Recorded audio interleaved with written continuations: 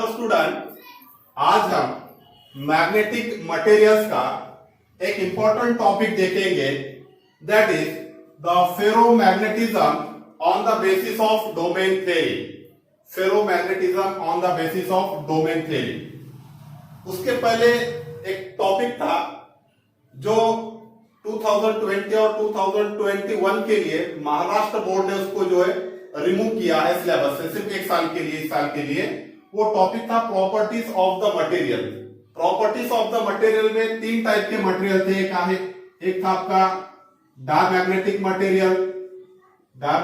Material, second paramagnetic material and third is ferromagnetic material. तो ये तीन जो टॉपिक थे इस साल के लिए रिमूव हो गए हैं। आपको सिर्फ ferromagnetism on the basis of domain theory ये सिलेबस में है ना। हमको कुछ इसकी डेफिनेशन पता होनी चाहिए, what is mean by ferromagnetic. Diamagnetic क्या होता है? The substance which is weekly repelled by magnet is called diamagnetic substance. जो सब्सटेंस मैग्नेट से वीकली रिपेल्ड होता है, वीकली दूर होता है, रिपेल्ड होता है, उसको हम कहते हैं diamagnetic. No paramagnetic means weakly attracted by magnet. The substance which is weakly attracted by magnet is called paramagnetic substance. So what is meant by ferromagnetic substance? The substance which is strongly attracted by magnet. The substance which is strongly attracted by magnet is called ferromagnetic substance. जो substance magnet से strongly attract होता है, magnets को strongly attract करता है, that substance is called ferromagnetic. For example, आपका nickel है, iron है, कोबाल्ट है। These are the example of your ferromagnetic substance. Now आपको जो सिलेबस में ये था, तो सिलेबस में टॉपिक है ferromagnetism on the basis of domain theory. Now the ferromagnetism can be explained on the basis of domain theory proposed by Weiss. The ferromagnetism can be explained on the basis of domain theory, and this theory was proposed by Weiss. इसको ferromagnetism है, इसको हम जो है domain theory से explain कर सकते हैं, और डोमेन थ्योरी को किसने प्रपोज किया था? Weiss. Now according to this domain theory, the ferromagnetic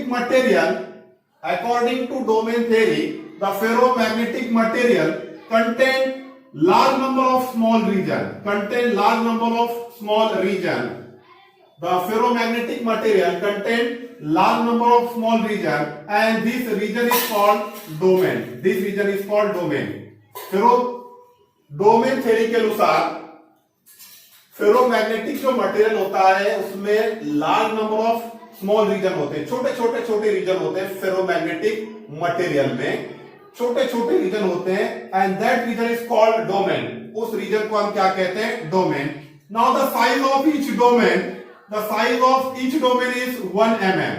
each domain की साइज 1 mm होती है, and the domain contain 10 to the power 10 to 10 to the power 17 atoms. Her domain में 10 to the power 10 to 10 to the power 17 atoms हो सकते हैं। Now this is about the domain.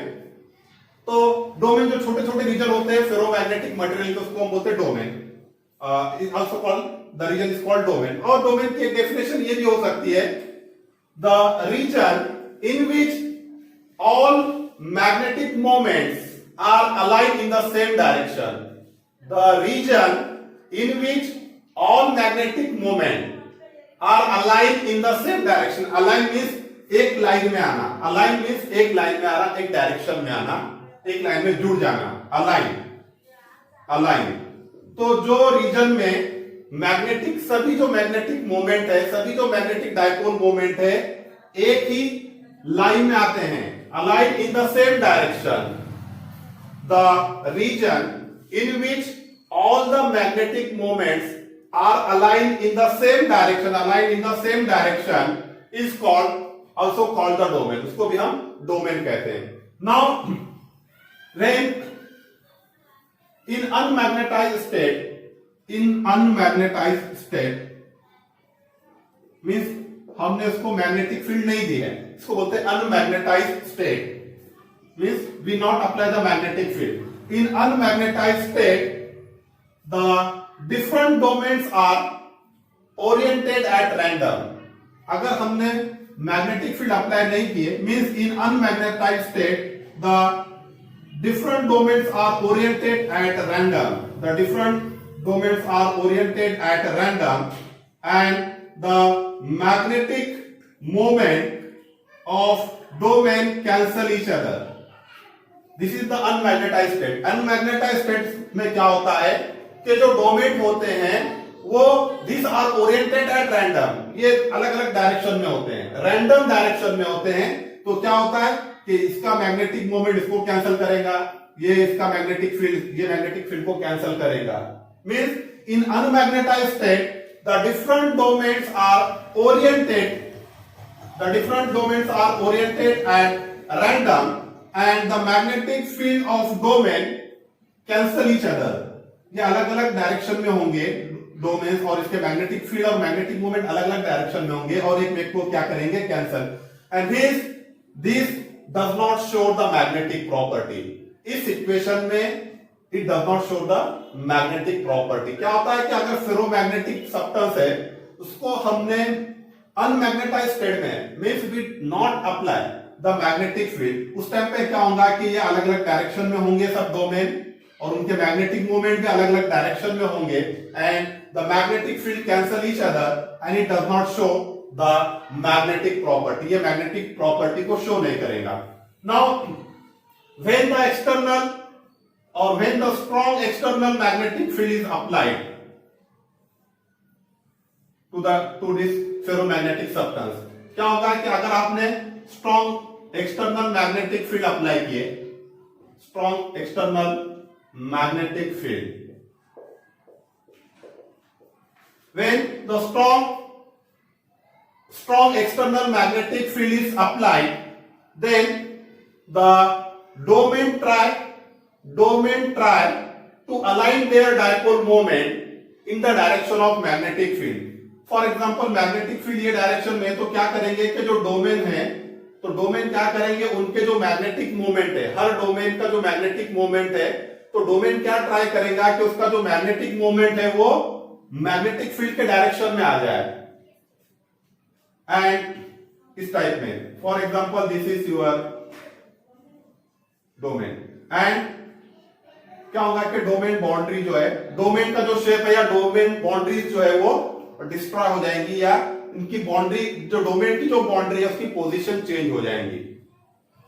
When the external magnetic field, when strong external और when uniform external magnetic field is applied to this ferromagnetic substance, then the domain try to align their dipole moment in the direction of magnetic field, and this process is called flipping. ये जो process है, this is called the flipping, or it is called the domain rotation. ये जो process है इसको हम flipping या domain rotation भी कहते हैं। क्या होता है कि जब भी आपने एक्सटर्नल मैग्नेटिक फील्ड अप्लाई किए, तो ये जो डोमेन है, हर डोमेन ये ट्राई करेगा कि उसका जो डाइपोल मोमेंट है वो मैग्नेटिक फील्ड के डायरेक्शन में आ जाए। तो क्या होगा कि डोमेन की जो बाउंड्रीज है वो चेंज हो जाएंगे, and this process is called domain rotation और फ्लिपिंग। एंड ये हो गया पोजीशन, फ्लिपिंग हो गया, आपका डोमेन रोटेट हो गया। अब क्या किया हमने कि ये मैग्नेटिक फील्ड अप्लाई करने के बाद में, when after remove of this external magnetic field, हमने एक्सटर्नल मैग्नेटिक फील्ड को रिमूव किए, then the domain boundary does not come back to its initial position. अगर एक्सटर्नल मैग्नेटिक फील्ड को रिमूव भी कर दिया जाए तो इसका जो डोमेन बाउंड्री है वो वापस इनिशियल पोजीशन में नहीं आएंगे।